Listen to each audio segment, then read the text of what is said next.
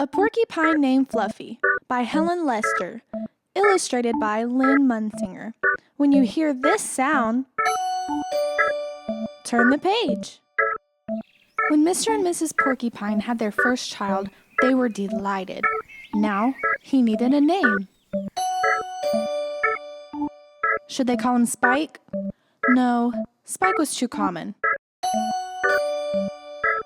Should they call him Lance? No, Lance sounded too fierce. Should they call him Needle Roser? No, Needle Roser was too long. Prickles? Pokey? Quillian? Then together they had an idea. Let's call him Fluffy. It's such a pretty name. Fluffy. But soon there came a time when Fluffy began to doubt that he was Fluffy. He first became suspicious when he backed into a door and stuck fast.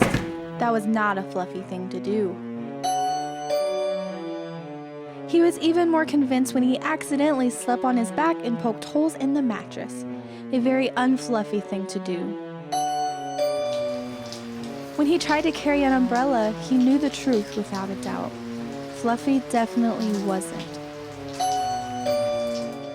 So he decided to become fluffier. Clouds are fluffy, he thought. I'll be a cloud. But he couldn't stay up. I know, pillows are fluffy, he said. I'll be a pillow. But when his mother sat on him, she was not pleased. He tried soaking in a bubble bath for 45 minutes. He did not become fluffy. He became soggy. He tried whipped cream. He put a little on each quill. It was not easy, and it took him more than half a day. But this did not make Fluffy fluffy. They should have named me Gooey, he sighed. He ate a lot of fluffy marshmallows. He rolled in shaving cream and feathers. He even tried to become a bunny. But the truth remained. Fluffy wasn't.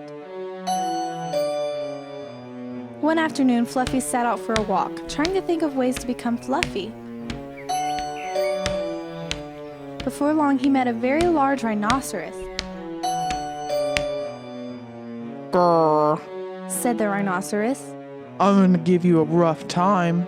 Fluffy didn't know what a rough time was, but he didn't like the sound of it at all. What is your name, small prickly thing? Asked the rhinoceros unkindly.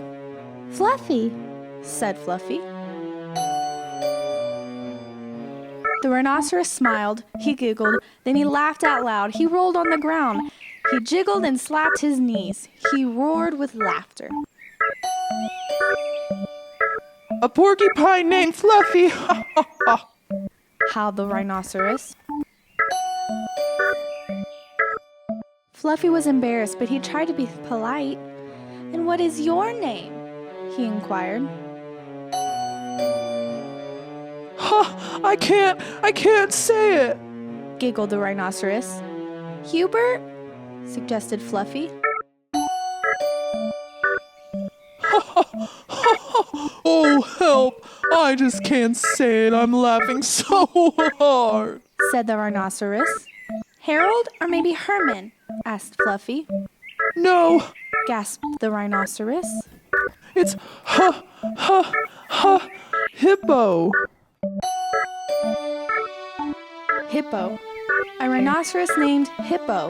Fluffy smiled. He giggled. Then he laughed out loud. He jiggled and slapped his knees. He howled with laughter. A rhinoceros named Hippo, Fluffy cried. A porcupine named Fluffy, a rhinoceros named Hippo. It was almost more than they could bear. Hippo and Fluffy rolled on the ground giggling and laughing until tears came to their eyes. At last, they lay exhausted on the ground. From that time on, they were best of friends. And Fluffy didn't mind being fluffy anymore, even though he wasn't.